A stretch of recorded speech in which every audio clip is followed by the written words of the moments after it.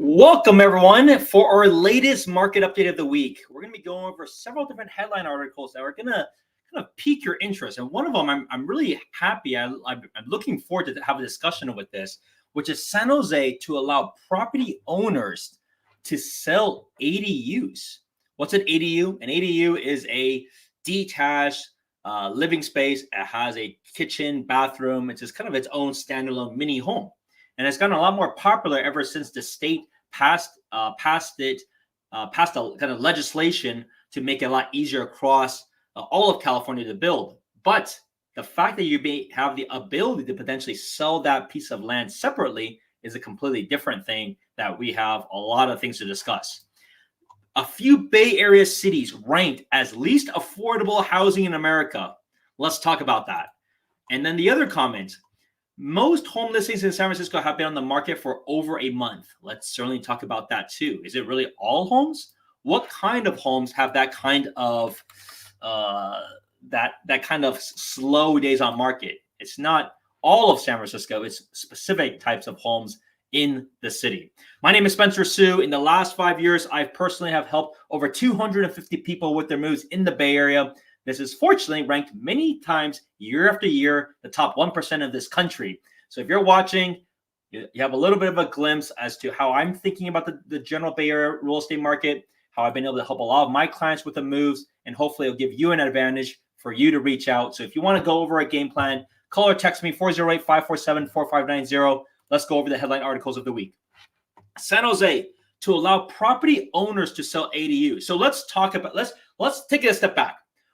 How does an ADU occur, right? So you have a single family home, typically a single family home, and your single family home, especially those that are older, which is majority of the homes, they have a sizable lot. And so what did California want to do to create more housing? You can't really just tear down those homes.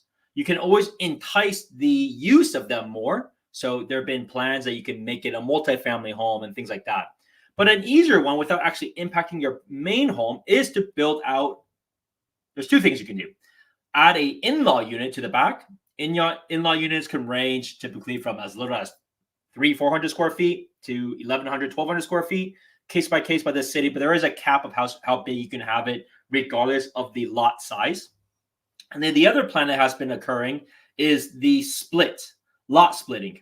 So you can, if you have a big enough yard and it makes sense to be able to do it, you can split your yard into half.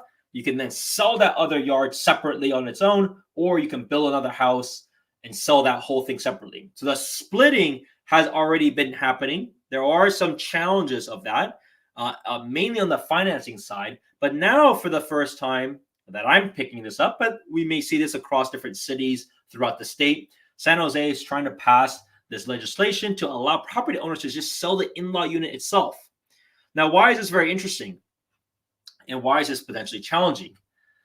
An ADU is self-containing. It's just a smaller home. It's like a tiny house in a sense, but they're not that small, especially many of them are single level, and they're going to still have its own yard, still have its own access to get in and out. And because it's like new and modern, it could be very open. So it could be a really nice 1 or 2 bedroom home, especially if it's 1,100-1,200 square feet. Keep in mind, it's all open. So the use of space will be very, very optimal. Versus some of these older homes, it's like very compartmentalized, lots of small individual rooms. So it's really interesting for that. But the key thing is this ability to even build it, because most people are only building this for themselves, as in they're having their kids move in, they're having their family members move in, or they're building it from a rental perspective, right? They may build it and then they rent it out separately, earn income from that on its own. So that's been the primary use. But if you have the ability now to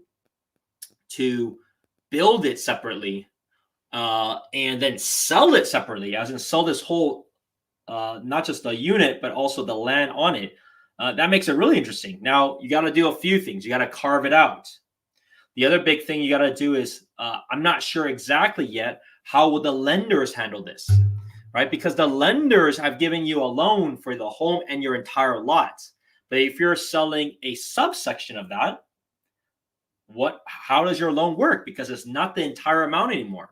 So one of the interesting challenges for the actual practitioners that has been doing the lot split is that many cases, a lot of lenders are like, look, if you're going to lot split, we're going to allow you to do that, but you're going to need to pay off your loan and wipe it out. That's been a big challenge for those that are going through lot splits, is now you got to have all the capital, not just to build the home and to do all the separate work, but you got to have the capital to even buy out your existing one. So a lot of my clients have been going through it, and they actually gone through it. One got unfortunately surprised when they realized that. Others realized that up front and like, yeah, this is a long-term play. We'll deal with it later. Maybe things will change, but for now, it's a lot harder to do.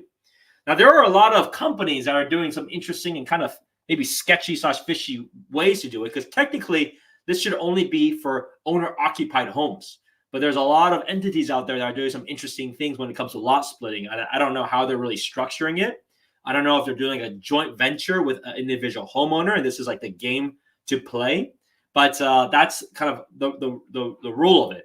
But for an in-law unit to then be able to be done with this is pretty interesting, because building an in-law unit is a whole lot cheaper because of the size than to build up a whole new home. There's also very different there's just very different requirements for it. But the hard part will be a combination of, one, how will the property taxes be assessed for this individual one? How will it be then assessed for the previous one, right? Because you got to reassess that. The lender has to be okay with it. That's a different matter. You probably have to clear out your existing balance to be able to separate this.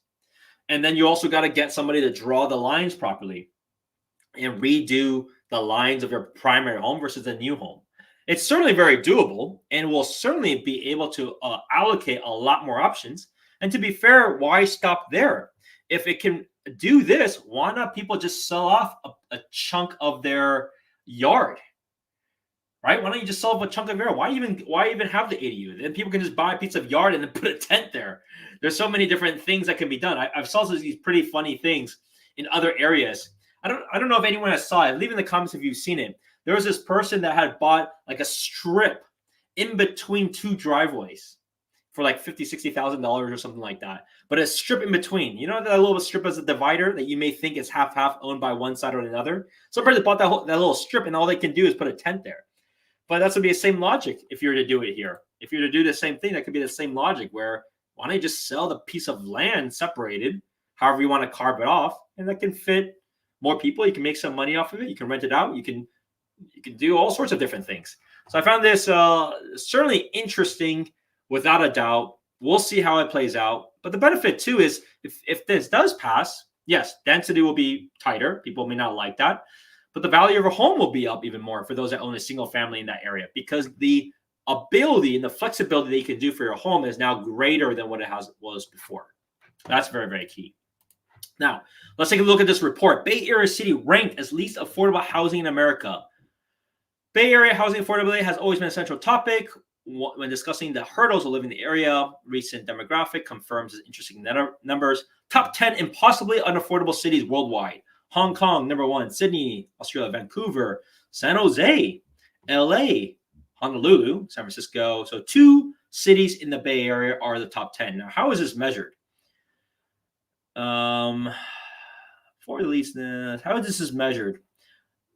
Severely unaffordable. The median relative to income, price relative to income ratio, median multiple greater than 5.0 categories as of the numbers. Other severely unaffordable areas is other areas. So why is this fascinating, and why is this an article? Now, it's interesting to point out specific cities are much more affordable than others, especially when you compare to these very large cities. And the fact about this is they're including and counting the income of that specific city. But you tell me, if you live in San Jose, do you work in San Jose? Is that where your income is? Or is your income maybe from some of the neighboring cities that are doing very, very well? And so that's the key, because the income calculated from someone's in a specific city is one of the key measurements and metrics about this whole math. And the other thing to bring up is, if it is really that unaffordable, take a look at this one.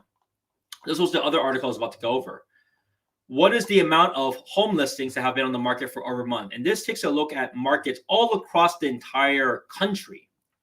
If you look at the lowest change in share of for sale homes that haven't sold within 30 days, San Jose is the lowest of the entire country when it comes to larger cities.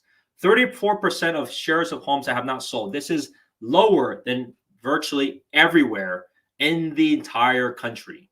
The only one that changed better was Seattle, but even Seattle is at 41%. So on one end, you have this article that says it's the most unaffordable city, one of the most unaffordable cities in the US. Well, actually, it would be saying that it's the more unaffordable city in the US. On the other end, wait a second. Why is the most unaffordable city in the US at the same time has the least amount of homes that have not sold within 30 days, which is one of the fastest moving transaction in one of the most desirable places to live in the entire country? See both arguments? See both impacts, right? So San Jose has done exceptionally well, done much better than every other major city in the entire country. Now, not all of the Bay Area is the same way. See, look at San Francisco. San Francisco has 55%. Now, to be fair, it is still better than what it was last year, but it basically means 55% of homes that are on the market have not sold within 30 days. But that's not necessarily that good of a data point because it really depends on the class of homes. So let's just take a look together. Let's look at the actual stats in the MLS. What is the median days to sell?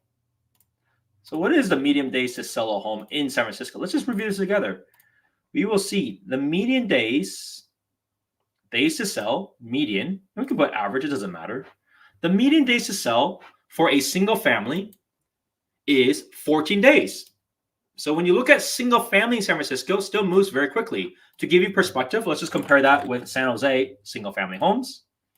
San Jose single family homes, the answer is 8 days. So this is normal for every other place in the Bay Area when it comes to single family homes. It's very quick. It's within a week. It's a 1 week turnaround when it comes to single family homes. Now, San Francisco, the difference is there's a lot of condos in San Francisco. So when you take a look at the condo market, the days to sell in San Francisco, you can see the median is longer, is 21 days to sell in San Francisco. Now that includes all condos, including the areas that are quite good, which is generally the areas outside of downtown. If you focus on the ones in downtown, then it will be a very different result. Let me take a look at that. Let me see if I can pull up. Let's see. Let's kind of pick one of the slowest transaction area. Hopefully this is big enough. We're just doing this in real time. Right, so let's just look at Soma. Right, so Soma, South of Market, will be one that's the slowest. Take a look at this. In June, you saw previously, for condos, it was 21 days in the overall city. But when you look at South of Market, Soma, 64 days to sell. 64 days to sell. You can see only 106 sold during that time, so it's about 9 transactions. But this gives you a pretty good breakdown. So it's really important to know what is the general product in a specific city, number one. Number two, it is still specific about the locations of it, right? So condos in certain areas, some areas are just not doing well. It's a heavy buyer's market. It's not doing well. But there are certain other areas you can see, even for condos, if the median in Soma was 60-something days, in other areas, it could be still very fast, 1 or 2 weeks very easily. So it really just depends on the area. It really depends on the asset class, but it's super important to just not be tricked. And this is for both of those numbers, right? You saw San Jose, one being, quote unquote, one of the most unaffordable cities. You look at San Francisco, same way. But at the same time, you saw how quickly these valuable products, these valuable homes, so while one may say they're unaffordable, the other people will say this is a very, very valuable product. We want to lay our roots in our investments there. We want to settle down here, and we feel confidently that those areas will continue to do very well, especially when you have all these other things that are increasing the potential value and the use of the home. So when you see these things happening for single family, in-law units making it easier, in-law units making it bigger, the ability to do multifamily on a home, the ability to do higher density on the home, the ability to do splitting of the home. Does that make your home more or less valuable? The answer is it makes your home much more valuable because the land is the same and the land is not changing. You're not going to lose that land. But if you can have more value on that land, then it's significantly more expensive and it's going to be more value for those that own it. And that's why you see single family in quote unquote one of the most unaffordable areas is clearly still very valuable, clearly still doing very well. And that is why a lot of people are still actively buying even today, because this is all numbers literally pulled right now. So that goes for what I want to cover for the week. If you want anything that you want me to cover, whether it's on a specific video to make about a topic, or if you want to check out my other videos, you got a big playlist. I'm doing a lot of series right now of like where to live in the area. So where to live in X, where to live in San Jose, where to live in Newark, where to live in Pleasanton. If there's any of those specific that you want to go over, check out that playlist, see if you like any. And if you want me to do something different, I'll have it on my docket, and I'm happy to do so. See you in the next one. Bye now.